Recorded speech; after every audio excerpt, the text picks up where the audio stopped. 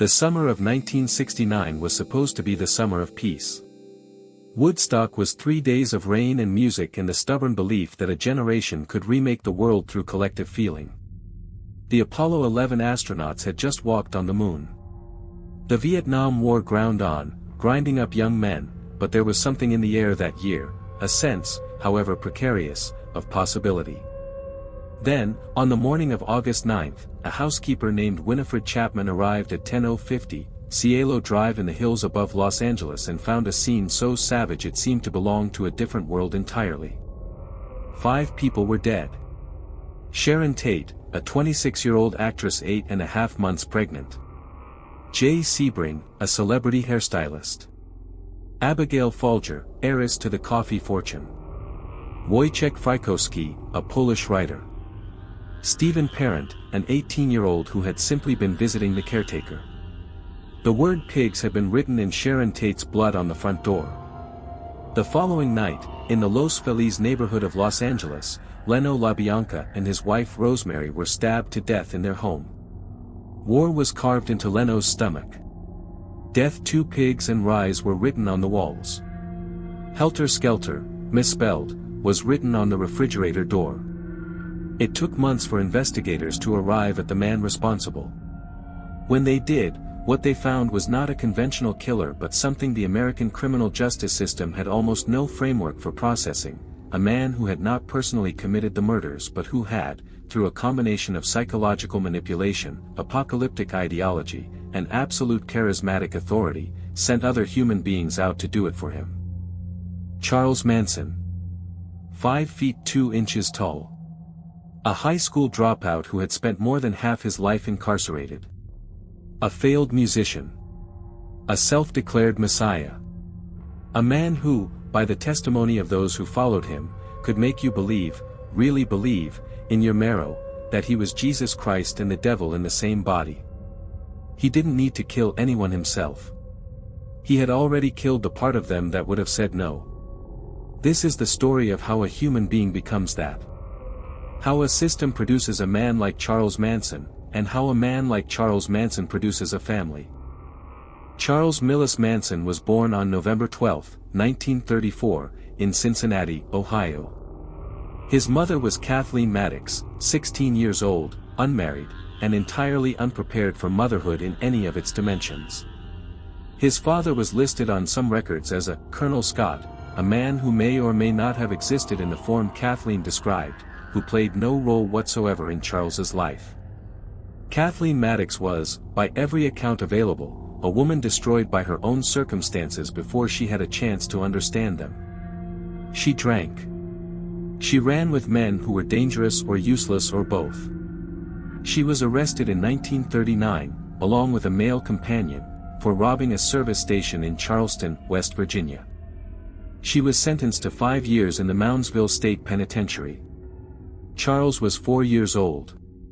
He was sent to live with his aunt and uncle in McMecken, West Virginia, a religious household, strict, functional in the ways that institutional religion sometimes produces.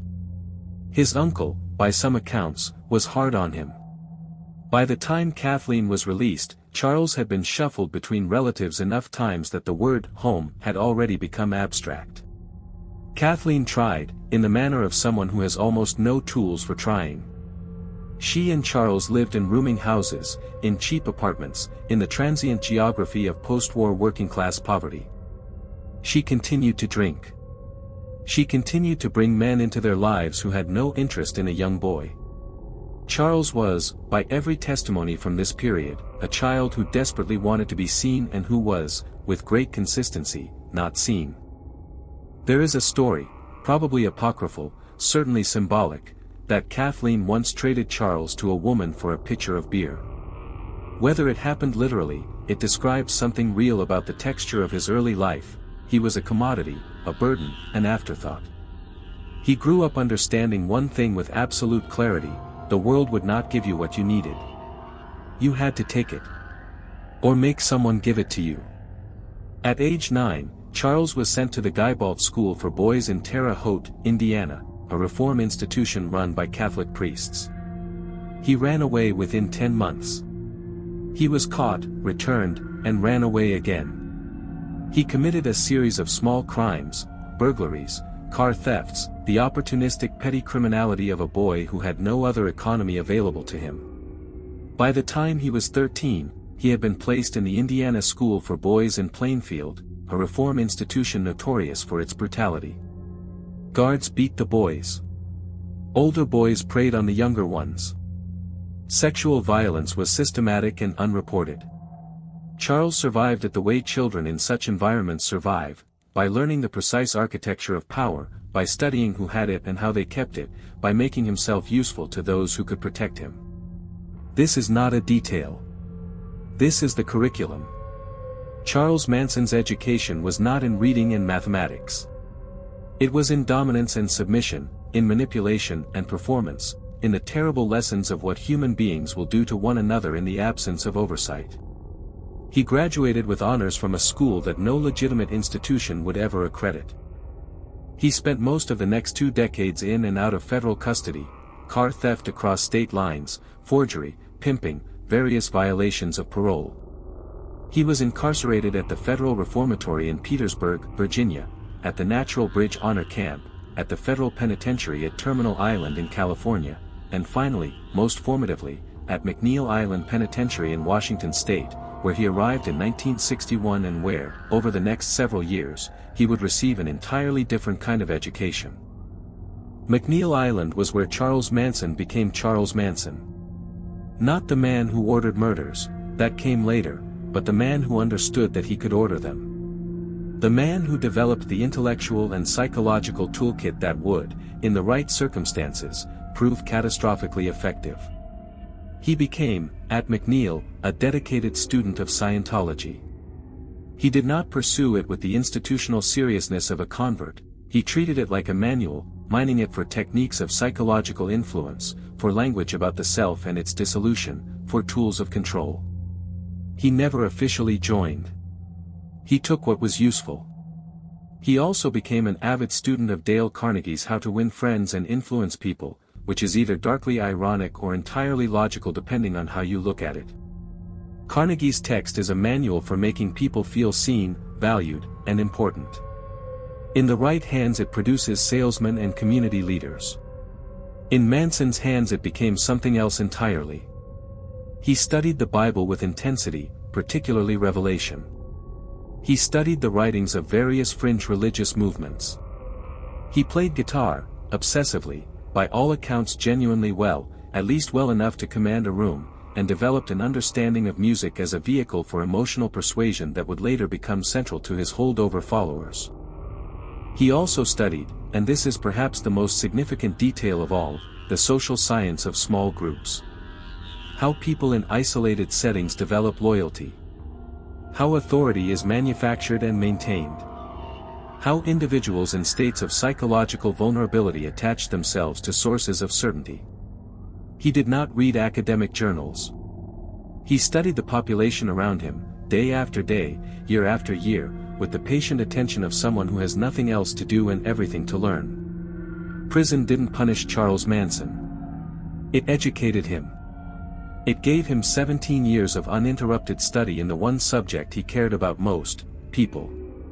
In 1967, Manson was released from McNeil Island. He was 32 years old. He had spent 17 of those years incarcerated. He reportedly told the prison warden he did not want to leave, that he did not know how to live outside. Whether this was genuine ambivalence or an early performance, it is impossible to say. What is certain is that he walked out into a world that had transformed entirely during his absence. He walked out into 1967 San Francisco. Into the summer of love. Into Haight-Ashbury, where thousands of young people, many of them runaways, many of them casualties of fractured families, many of them hungry for meaning and community and someone to tell them who they were, had gathered to build a new world out of music and drugs and the stubborn optimism of the young. Charles Manson looked at this landscape and saw, with the clear eyes of a man who had spent 17 years learning exactly this, an unlimited supply of raw material. The process by which Charles Manson assembled his family was not magical. It was methodical.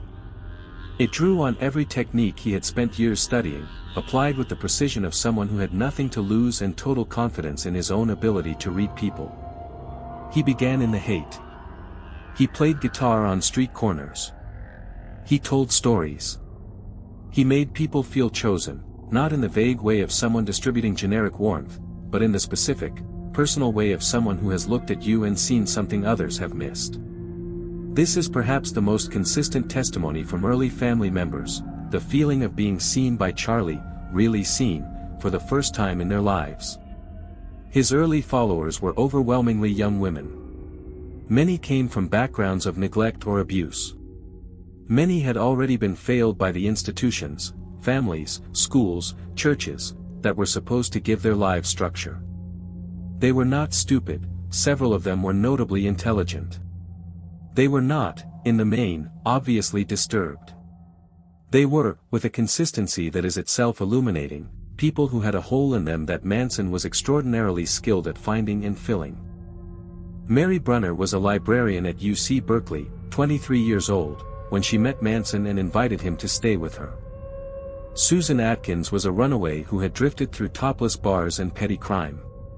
Patricia Krenwinkel was a Sunday school teacher's daughter from Manhattan Beach who described herself, before Manson, as plain and unremarkable, someone who had never felt she belonged anywhere. Lynette Frum, later known as Squeaky, was sitting on a curb in Venice Beach, crying over a fight with her father, when Manson sat down beside her. He found them at their most vulnerable. He did not present himself as a savior immediately. He presented himself as understanding. As someone who did not judge. As someone who had also been discarded by a world that did not recognize his value. This last part was not entirely untrue, which gave it additional power. He didn't recruit them. He waited for them to be lost enough, and then he showed up and offered to be their compass. The family moved through California. They traveled in a converted school bus, painted black, living communally, following Manson from campsite to campsite, from one patron's property to another. The Beach Boys' Dennis Wilson opened his Sunset Boulevard mansion to them for a period, an arrangement Wilson later described as one of the more expensive decisions of his life, between the stolen cars, the diseases passed to his household staff, and the general entropy of 20 people treating your home as a crash pad. It was through Dennis Wilson that Manson got close to the music industry, or close enough to brush against it. He desperately wanted to be a recording artist. He had genuine talent, or at least a compelling presence, and he courted music producer Terry Melcher, Doris Day's son, with a persistence that alternated between charm and menace. Melcher came to hear him play. Melcher did not sign him. The rejection was not trivial to Manson. It confirmed a narrative he had been constructing about the world, that the system was rigged, that talent and originality were suppressed by those who controlled the mechanisms of power, that the people who ran things were corrupt and deserved what was coming to them. He had been building this ideology for years. The Melcher rejection poured accelerant on it. By 1968 the family had settled at Spahn Movie Ranch, a decrepit former film location in the Simi Hills northwest of Los Angeles, whose 80-year-old blind owner George Spahn allowed them to stay in exchange for companionship and labor. The ranch was isolated. The isolation was functional.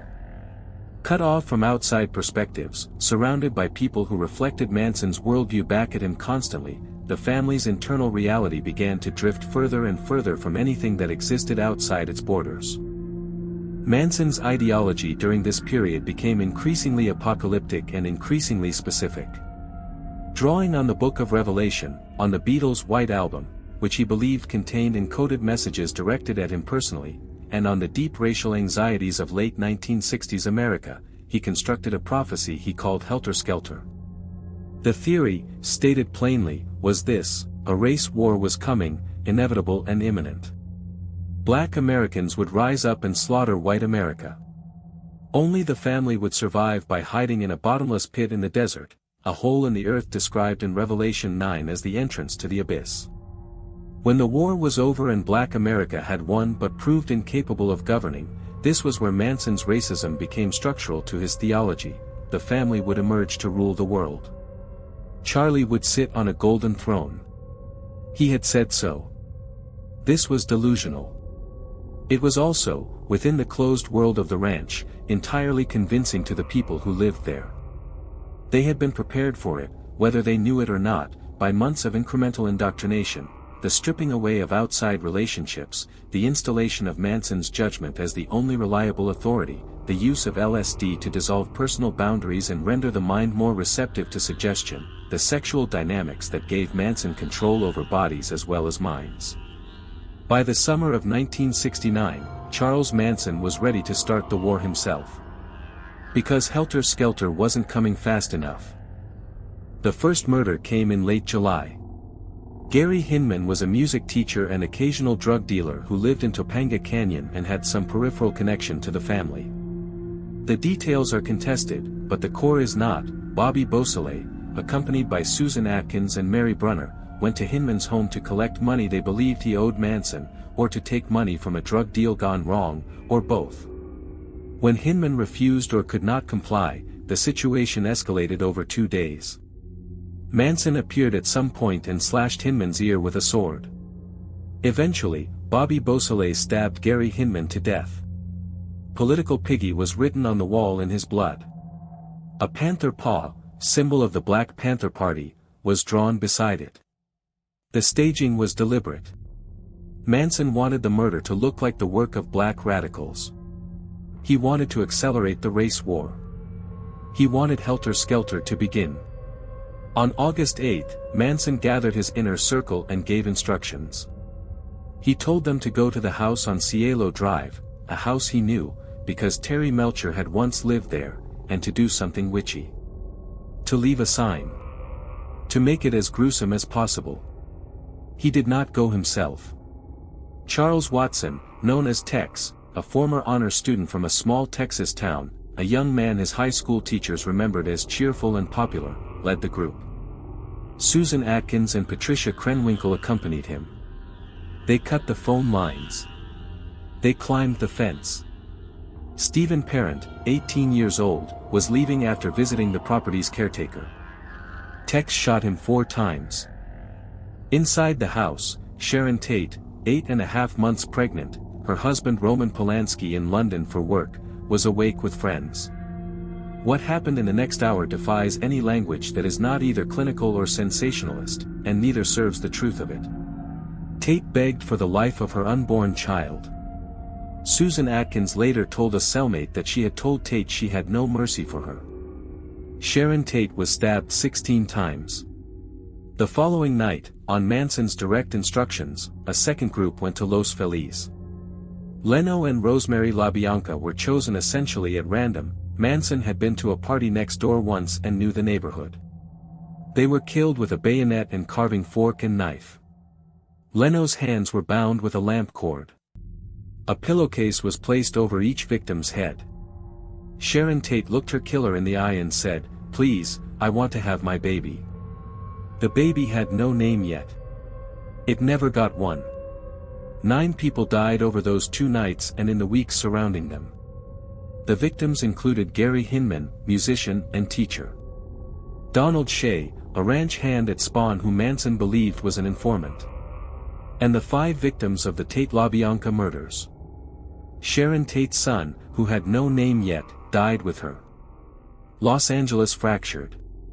The city's celebrity community, which had always maintained a pleasant fiction of immunity from the violence of the world, armed itself, hired bodyguards, retreated behind gates. The Tate murders in particular landed with a cultural force that was almost physical. This was not supposed to happen here. These were not supposed to be the victims. Manson and the family remained at Spawn Ranch, and then moved to the Barker Ranch in Death Valley. They were arrested in October 1969 on unrelated charges, vehicle theft, and released. Susan Atkins, by then in custody on the Hinman murder, began talking to a cellmate. The cellmate told her attorney. The attorney told the police. The Tate LaBianca murders were solved not through investigative brilliance but through the inability of Susan Atkins to keep quiet in a jail cell. The trial of Charles Manson, Susan Atkins, Patricia Krenwinkel, and Leslie Van Houten began on July 24, 1970, in Los Angeles. It would last 9.5 months, making it, at the time, the longest and most expensive murder trial in California history. It was also, from the beginning, a performance, and Manson understood this better than anyone in the room. He appeared in court with an X carved into his forehead, which he later converted into a swastika. He made faces at the jury. He laughed at inappropriate moments. He lunged at the judge. He held up newspapers with headlines declaring Nixon had proclaimed him guilty before the verdict. The women, who had shaved their heads and carved XS into their own foreheads in solidarity, sang outside the courthouse daily. They smiled. They seemed, by every outward appearance, completely content. This was itself a form of testimony, more disturbing in some ways than anything said under oath. The women had lost children, in one case. Had given up education, careers, the ordinary futures that had been available to them. Had committed murder. And they sat outside the courthouse of their own trials singing cheerfully because Charlie had told them everything was fine, and they believed him.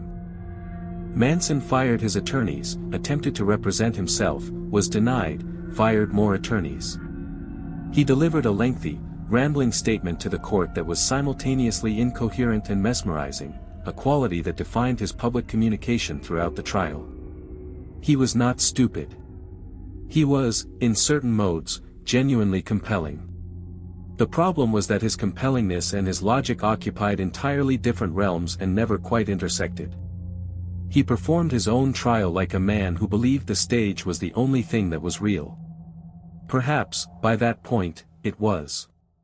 The prosecution, led by Deputy District Attorney Vincent Bugliosi, faced a challenge without real precedent. How do you prove that a man who did not personally commit murders is legally responsible for them? The answer Bugliosi constructed, the concept of a leader whose psychological domination over followers was so complete that he could be considered the actual killer, was legally innovative and strategically necessary.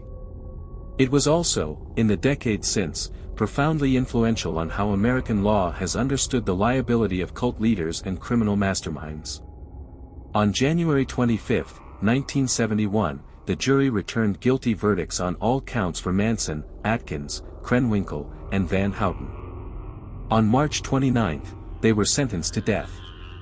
7 months later, the California Supreme Court ruled the death penalty unconstitutional. The sentences were commuted to life in prison. Charles Manson would spend the next 46 years in the California prison system. He would never be released. Here is where the story becomes more uncomfortable, because it requires examining not just what Charles Manson did but what we did with him afterward. And what we did, as a culture, was make him immortal. The reasons are not mysterious. He combined, in one person, almost every element that American popular culture finds simultaneously repellent and magnetic: charisma, violence, countercultural mythology, celebrity adjacency, apocalyptic vision, and the unsolved puzzle of how ordinary people became killers at his instruction. He was also, it must be said, extraordinarily good at managing his own image from behind prison walls. He gave interviews. He cultivated a persona that oscillated between philosopher madman and misunderstood prophet.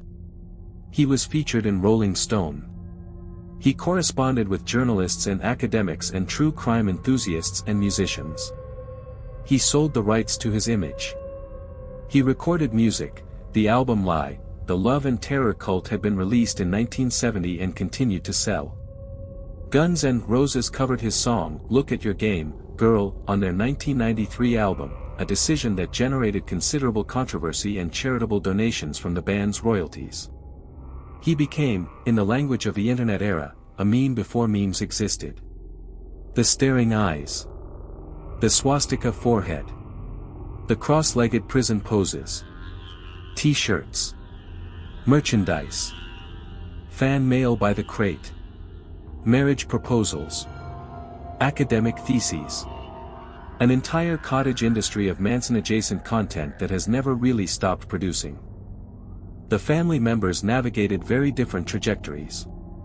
Susan Atkins died in prison in 2009, having spent her final years as a born-again Christian. Bobby Beausoleil remained incarcerated, composed film scores from prison, and continued to receive parole denials.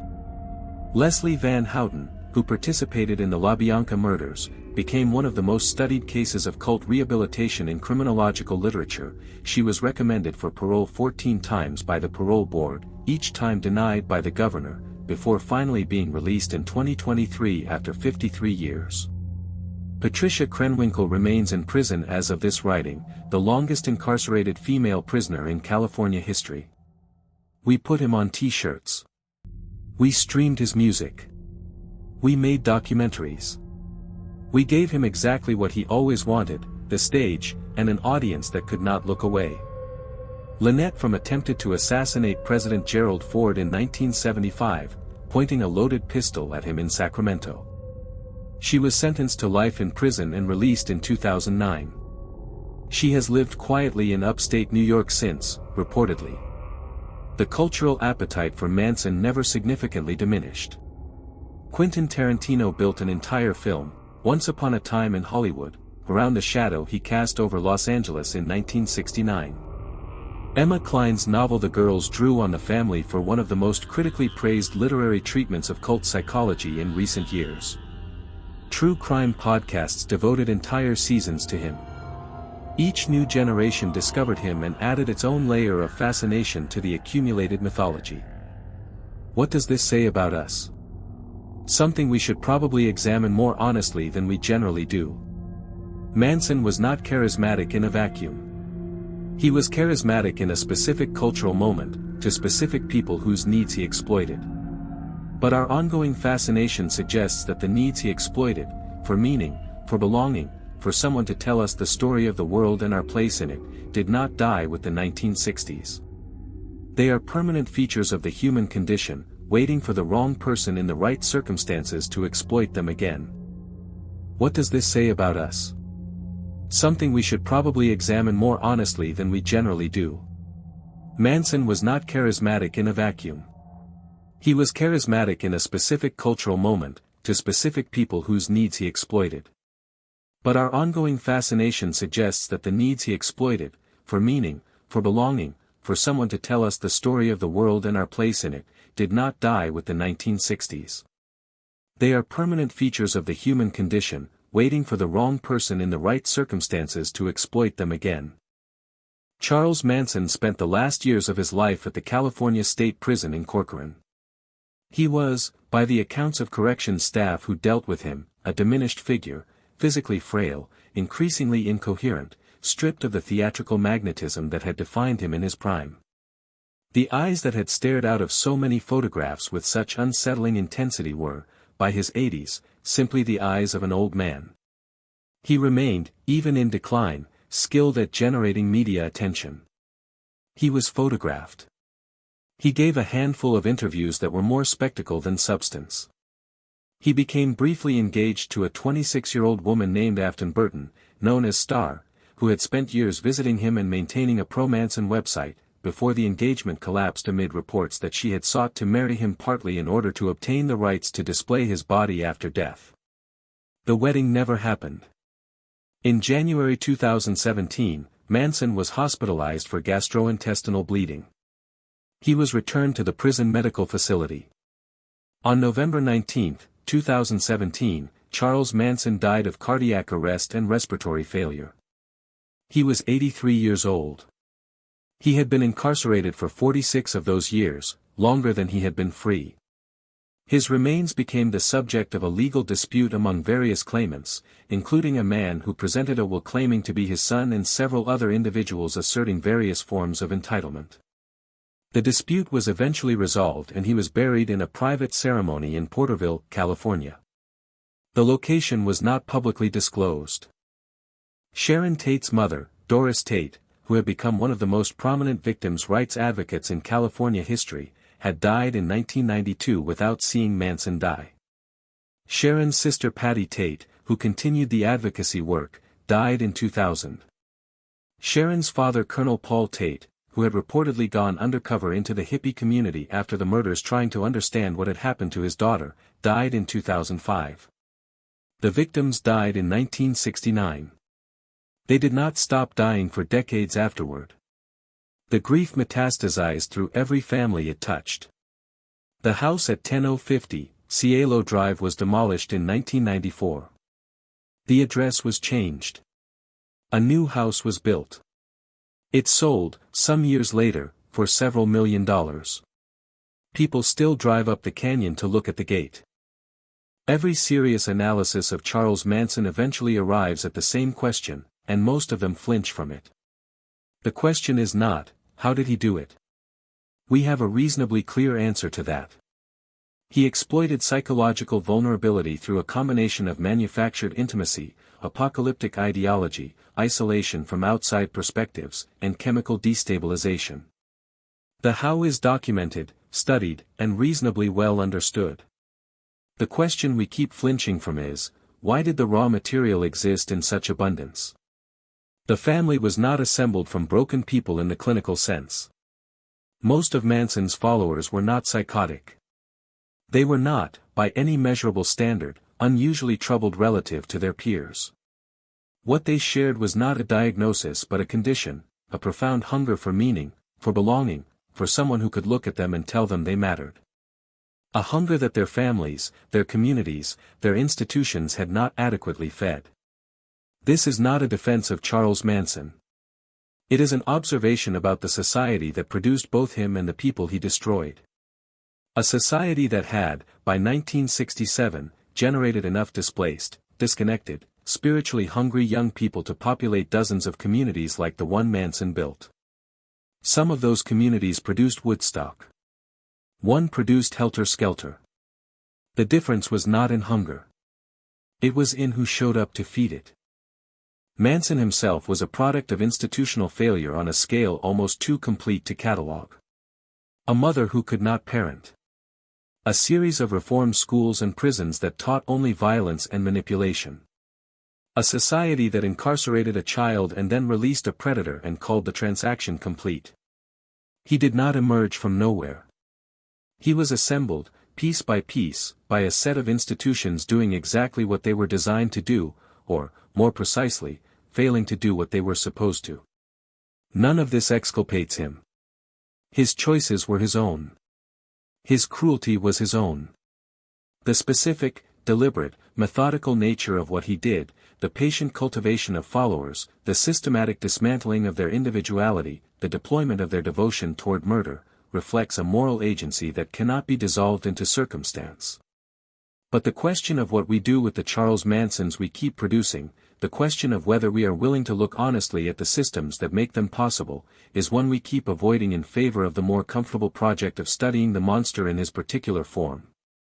We make documentaries. We stream true crime. We analyze the eyes and the ideology and the methodology.